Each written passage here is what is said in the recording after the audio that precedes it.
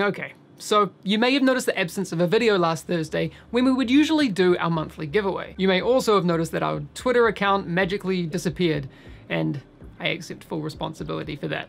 Apparently for a Twitter account, you should still be over the age of 13 years old, even though you're not a person. It was a whole thing. That being said, we didn't forget our promise to you. We said we'd do a monthly giveaway, and here it is. Today, we're giving away an Elgato Stream Deck. Deck? I hope I said that right, deck. How else do you mean to say deck?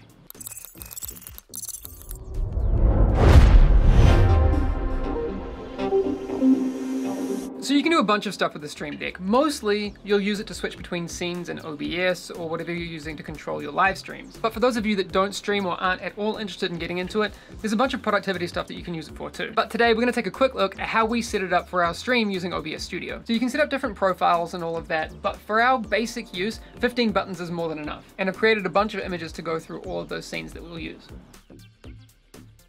So we can go through and set from file absolutely all of the ones that we need. So after setting up all our buttons on the Stream Deck, you can see that I've got this pretty little interface down here that I can use to control my streams. I've got the first one set up here to be gameplay and webcam.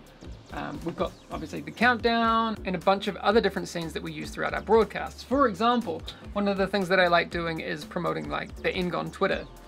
And I can just press this button here, and then a little video pops up on the stream. Super easy. Rather than having to go onto like my separate mouse, click on here and scroll through my scenes and find the right one, I have a button now that I can do that with, which is pretty cool. I've also got ones for YouTube, our SoundCloud, our Discord, and I mean, even if people want to know my personal Twitter, I've got that showing up there underneath the webcam. And one of my favorite things that you can now do with this, which is actually thanks to the latest OBS update with the transition override, you can create per scene transitions.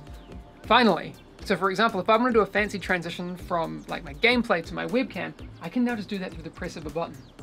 And it works like magic. Woo! Now it probably is a little bit much if you had that on every scene, but you can just use the transition override by right-clicking on a scene and then selecting that for only the scenes that you need to have it on. It's pretty cool. Now those little videos that we use on those different scenes are actually made in After Effects, and you use the WebM codec to preserve the transparency and other things like that. If that's something you're interested in learning, maybe I can make a tutorial on it. If you want that, please let me know in the comments below and maybe we can hook that up. Now if you are lucky enough to win this giveaway, but designing custom buttons isn't really your thing, Elgato have you sorted.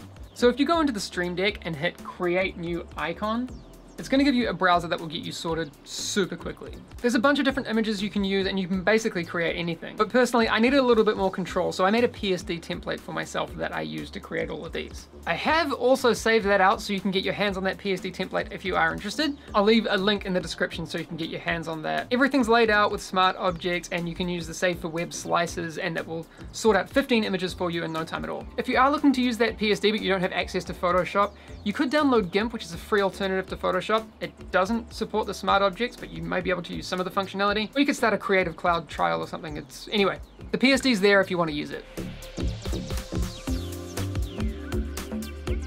Alright, that's going to be all for today, and as always, there is a link in the description so you can get all entered into that giveaway, as well as follow us on Twitter and SoundCloud and Twitch and Discord and all that sort of stuff. Although we will need to let this competition run a little bit longer because I'm going to be away at E3 next week, so no video on that Thursday. If you are going to be there, please do let me know in the comments and come and say hi if you see me wandering around the show floor. Make sure to have a whole heap of vitamin C though, because germs.